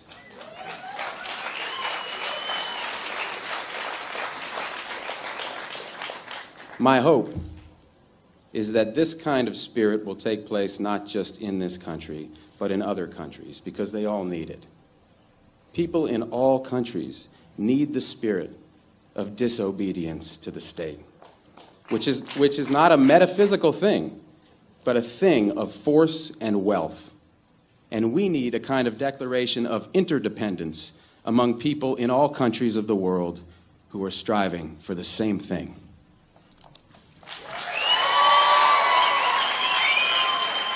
On dit que On ne peut pas constituer un gouvernement sans qu'il y ait au moins un ministre franc-maçon. Gouvernement, les informations se recoupent. Il y a à peu près une demi-douzaine de ministres qui sont francs-maçons. C'est d'ailleurs toujours dans les mêmes ministères que ça se retrouve. Hein, mais ça depuis toujours, c'est-à-dire à la défense, à l'intérieur, aux relations avec le Parlement évidemment, à l'éducation nationale. C'est quelquefois le ministre, c'est quelquefois son entourage, sont quelquefois des maçons, ils ont quelquefois simplement été initiés avant, mais c'est très clair. On ne peut pas dire que la franc-maçonnerie en France n'est pas un pouvoir, c'est un pouvoir. Une institution et a fortiori un réseau, c'est un peu comme un iceberg. Il y a l'influence visible et puis il y a l'influence invisible. Ce qu'elle pèse aujourd'hui, ce qu'elle veut faire aujourd'hui, ce n'est pas négligeable. Est-ce que cette franc-maçonnerie est en quelque sorte un gouvernement occulte, comme l'affirment par exemple les catholiques, qui en sous-main dirigent la République et dont les hommes au pouvoir ne seraient en quelque sorte que les marionnettes? Ouais, patriote, je viens encore m'adresser à vous, vous allez dire peut-être que je suis un peu chiant, mais c'est pour essayer de réveiller un peu vos consciences. Parce que quand même, ce qui s'est passé à Nice, là, encore hier soir, enfin, dans la nuit, quand moi j'ai vu ce matin les photos des petits gosses, je peux vous promettre que j'en ai chialé. Comme un gamin. J'en ai pleuré comme un gamin. C'est pas possible de laisser d'arrêter. Il faut arrêter ça. Vous vous rendez compte que c'est tout le sang du peuple qui est en train de couler, là. En plus, toi, Valls, et Cazeneuve et toute la clique, comment vous pouvez dormir sur vos deux oreilles tout en sachant que les meurtres, vous êtes responsable des meurtres qui se passent en France, vous êtes responsable des attentats. C'est vous les responsables, c'est personne d'autre. Vous êtes responsable de ce qui se passe. Il faut pas nous prendre pour des cons. Après, vous faites votre cinéma, après, oh ben, c'est ci, c'est ça, non, non, non. C'est vous les responsables. Hollande, tu es responsable. Quelques recherches, après, depuis des années, hein, mais ça commence à ressembler à quelque chose, et quelque chose que je refusais de voir. Parce que c'est tellement ignoble, et le mot est très faible, que moi-même, je commence à me faire peur de penser ça. Mais si ça crée cette réaction chez moi, je pense que c'est justement parce que voilà, il y a quelque chose à comprendre de tout ce qui se passe en ce moment et de tout ce qui s'est passé déjà il y a pas mal d'années. Alors moi, j'en arrive à la conclusion qu'on est en dictature. Je sais, c'est fort. Je sais, ça fait mal. Je sais, c'est peut-être pas vrai. Je l'espère. Vraiment, je vous parle, j'ai la voix coupée. J'ai du mal à respirer même parce que ça, c'est... j'ai plus de mots pour dire, pour expliquer les choses. J'ai plus de mots pour dire ce que je ressens. Je crois que là, je suis arrivé à un stade où vraiment je ne crois plus en eux, quoi, plus du tout. Je crois plus du tout au gouvernement. Je crois plus du tout à l'état d'urgence. Et d'ailleurs, quand je dis état d'urgence, il y a quelque chose qui me fait rire à l'intérieur de moi. Je pense que c'est pas, tu vois, je pense qu'il faut s'écouter, hein, déjà, parce qu'on nous noie d'informations, on nous occupe, on aime bien nous occuper, hein, parce qu'on sait que le peuple, hop, on va lui mettre une petite distraction, hop, il va tout oublier. Et voilà, et on va pouvoir gagner du temps pour commettre des crimes, parce que, je te le dis Hollande, je te regarde droit dans les yeux, je te le dis gouvernement de merde, je te le dis et je te le répète, tu es un criminel, tu tues pour des dollars, tu tues pour de l'argent, tu tues pour le pouvoir, et tu n'es pas en train de tuer ou de défendre, t'es pas en train de défendre le peuple, t'es pas en train de défendre les citoyens, t'es en train de les exécuter.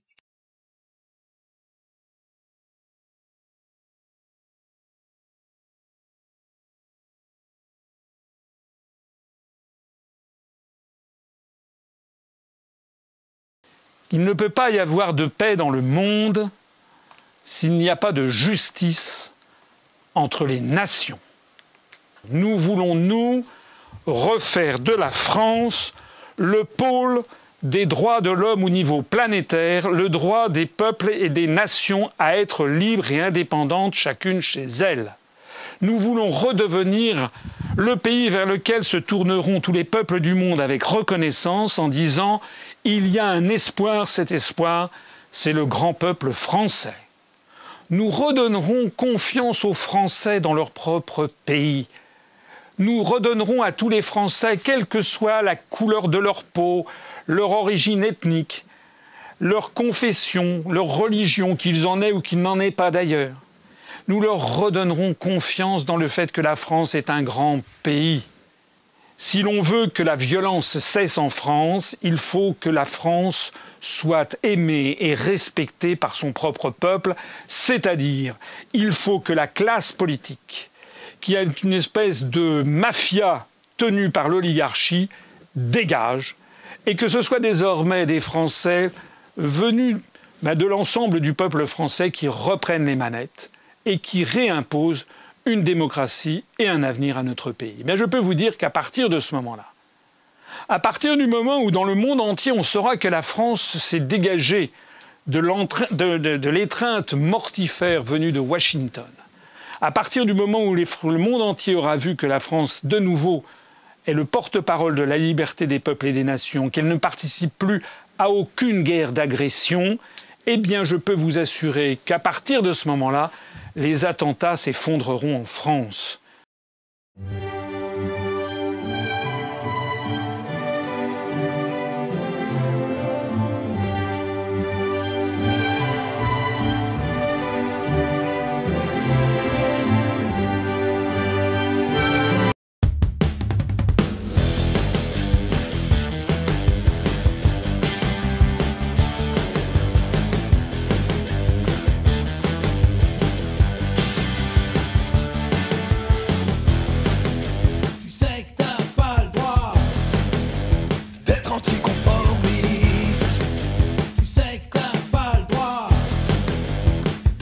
Black sexiste. Tu sais que t'as pas le droit de dénoncer la corruption. Tu sais qu'ils ont le droit de nous prendre pour des cons. Shake your ass, baby, shake it up. They think you're an ass and they want you to shut up. Shake your ass, baby, shake it up. Shake the fuck up, shake the fuck up. Shake your ass, baby, shake it up. They think you're an ass and they want you to shut up. Shake your ass, baby, shake it up. Shake the fuck up, shake the fuck up.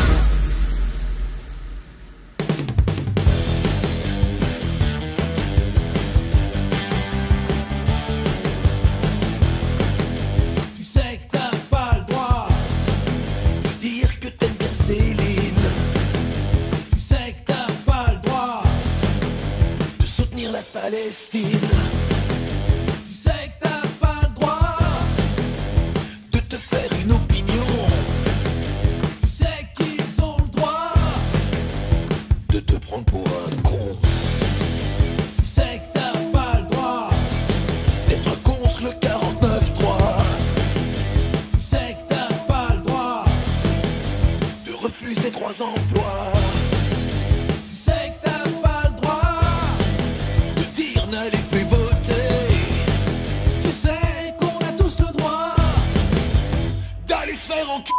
Shake your ass, baby, shake it up.